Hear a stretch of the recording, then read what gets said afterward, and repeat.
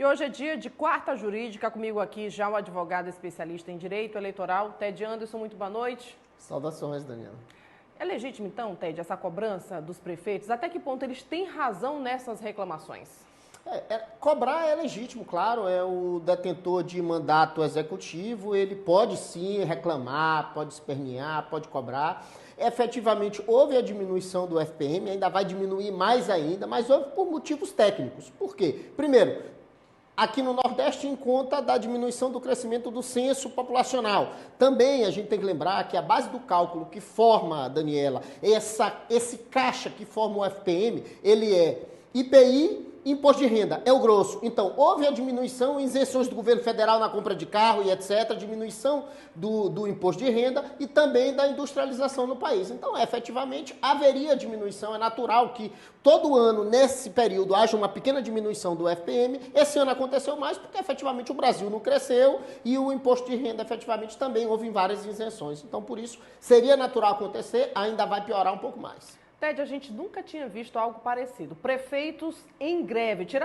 A gente vê que várias categorias, elas cruzam os braços, muitas pessoas reivindicam seus direitos através dessas paralisações. Mas no caso deles, os prefeitos, a administração municipal, ela pode realizar esse tipo de paralisação? Essa discussão da greve, ela é bem profunda no direito brasileiro. A Constituição permite a greve no serviço público, mas para aqueles trabalhadores. Efetivamente, não há uma lei que regulamente para o servidor público. No entanto, na iniciativa privada há. O próprio Supremo Tribunal Federal entendeu que pode se aplicar para o servidor público, em alguns casos, a lei de greve. Mas, no entanto, alguns serviços são essenciais. Esses não podem parar. Mas isso em nada se aplica à gestão pública da executiva municipal. Nesse caso, nós estamos falando de crime de responsabilidade. Então, já dando aquele aviso, a gente avisou durante a semana passada, falamos disso aqui no jornal. Então, aqueles que tiveram a infeliz ideia de paralisar as prefeituras, os serviços, mesmo que só administrativo, cometeram infração,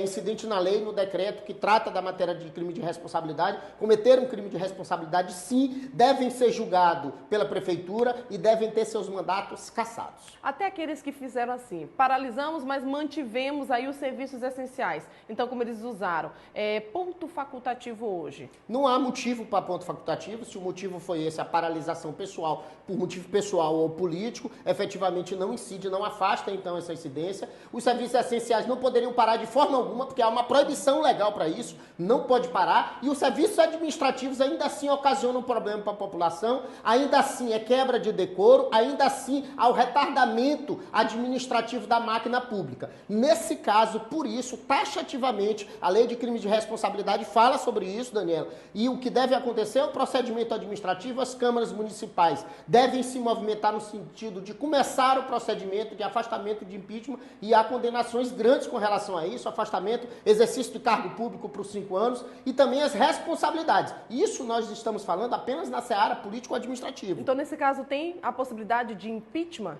Impeachment é claro, aqueles que pararam efetivamente devem ser impeachmados. Essa expressão impeachment, é uma expressão cunhada na Constituição Federal. Normalmente a gente usa essa expressão para presidente da República.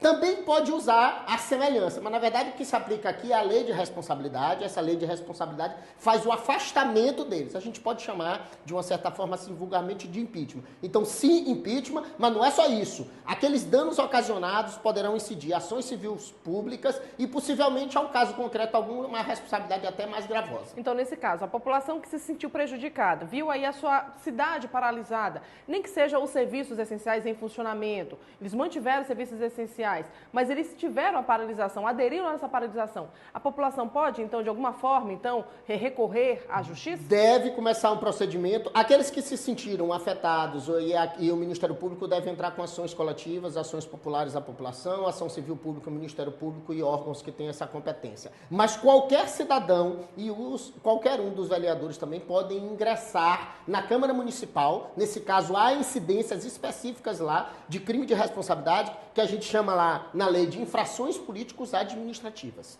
Nesse caso, há infrações políticas administrativas e, efetivamente, devem ser punidos. Eu vou, inclusive, fazer um programa de salvação sobre esse tema para ensinar o beabá direitinho que todos esses que fizeram a paralisação devem ser cassados.